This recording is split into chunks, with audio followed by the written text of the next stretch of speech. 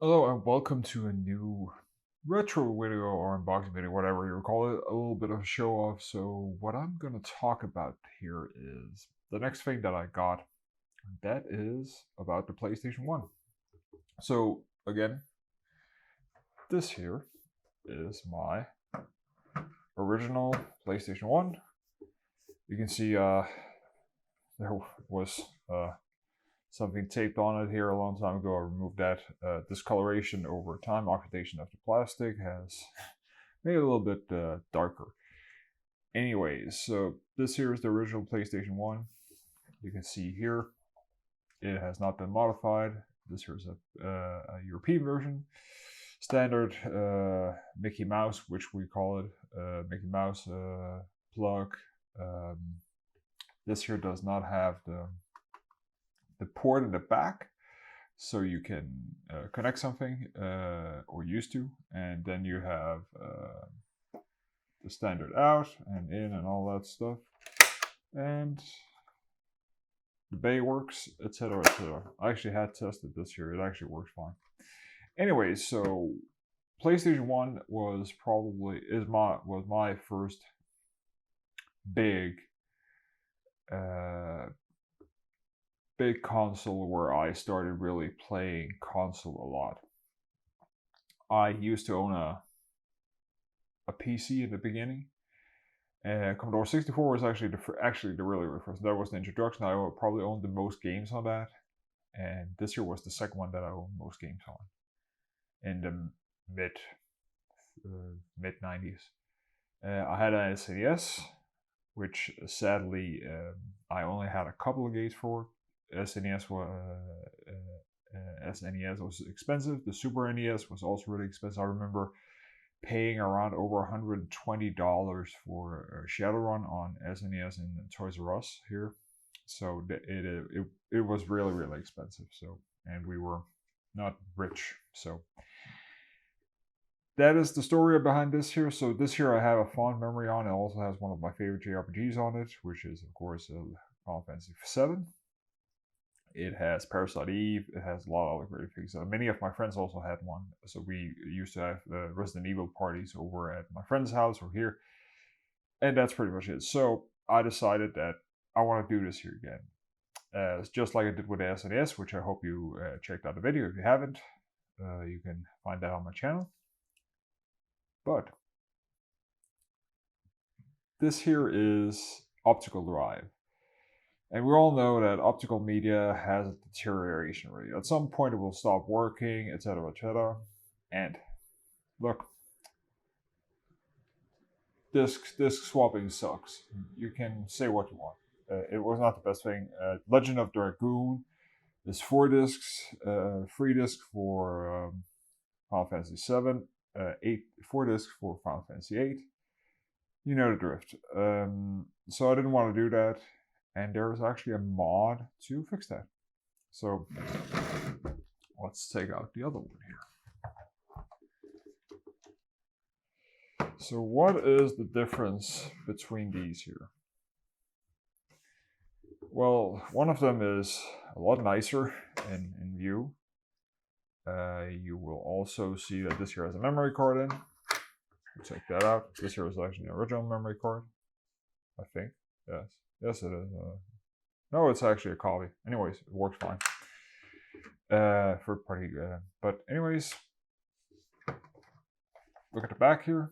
This here is an older model. And you also see the power plug here is a little bit different. So power plug here is an American, or actually this here is a Japanese model. This here is actually an original Japanese PlayStation 1. It has a different plug. I think I'm pretty sure it's been modded. It has this. It's an older model because it has this here port. It has not been modded, so there's HDMI, which is the PlayStation Digital mod you can install on these here. But there is a mod in this here. There's actually also a mod in this here. This here actually has the mod chip to play backups on CDs and region free. And this here has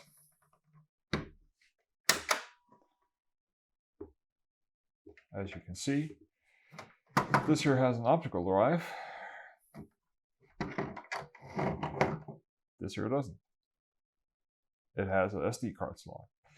So this here has probably one of the greatest things that has been done and latest here to the retro community. This here has actually what is called the Xstation, which is it's a chip. It's pretty much a PCB that goes in and actually emulates, or not emulates, it tricks the system to read disks from SD card instead. The thing is that this here mod can only be installed if you remove the whole optical drive system. And the chip placement, or the motherboard that you put on, is actually below here. There is a what's it called, a flat cable going down here to the board itself, which is of course the original board that has been modified to the chip. There is a micro SD slot normally on it. The Xstation, when you buy it, I think it's around $150 to $200 for the board and a kit to DUI it. And this here is a really hard to do mod DUI if you do not know what you are doing and haven't had any experience with soldering. You need to erase traces on the original board, meaning you need to cut traces. And for people who don't know what traces is, a trace is on a PCB. You go ahead and actually, a PCB is a multi-layer thing, so they actually carve in with copper or gold traces where there should be connections from point A to point B. You need to cut some of the traces to break the connection between them, and then solder replacement in to actually go to the board here, etc., etc. And you actually need to lift on the chip itself, which is some of the chips itself, lift some pins up and solder some other things. There's a whole detailed description. People have done videos on it. You can do it, but it's on your own discretion. And the board is as expensive. And if you fuck it up, you're shit out of luck and you pretty much destroy the kit and you need to buy a new one. This here, as I said, I bought this here bought on eBay from a guy in Scotland called Scotty Retro. Shout out to him. When I received this here, I didn't have a power supply for it because I actually thought this here actually had the standard Mickey Mouse. So I got this here is 7.5 volt, 2 amps. Yeah, I got a AC to DC power supply and hooked that up and it worked fine. Hooked it up to the open source scan converter and it sent out pictures and all works well. So the Xstation, what it actually does is actually as soon as you boot it up, it goes into, if you have an SD card in it and you need to have the firmware for Xstation on it also and format it in a specific way, there's instruction on that, how to set everything up. You hook that in, and what it does, it actually boots up to the Xstation instead of booting up to the optical drive menu. You can still get into the optical drive menu, but you can't do anything because the optical drive is gone. Memory card is still working, as it should. And you can also go into the memory card menu and fiddle around with that. So the kit itself is micro SD cards. So on top of that, what people did is actually, because this here is, as you can see, 3D printed SD card mount. This here has a small board on it, which actually has a ribbon cable going down to the micro SD card, which is actually what the original Xstation mod board DUI kit comes with. It is not large, so this here is an extra modification on it. And he has also done on this here, has resoldered all the caps. He has fixed the power supply, so the power supply is not original, it is actually new. So it's pretty much been refurbished.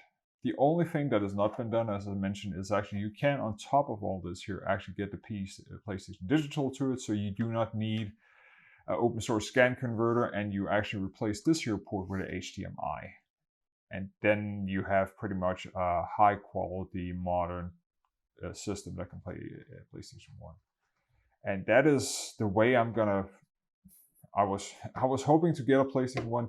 It is a PlayStation 1 with everything in it, but the problem is, first of all, the most PlayStation digitals are from the US, and import fees are insane. And also, this here is very expensive. If you find in your region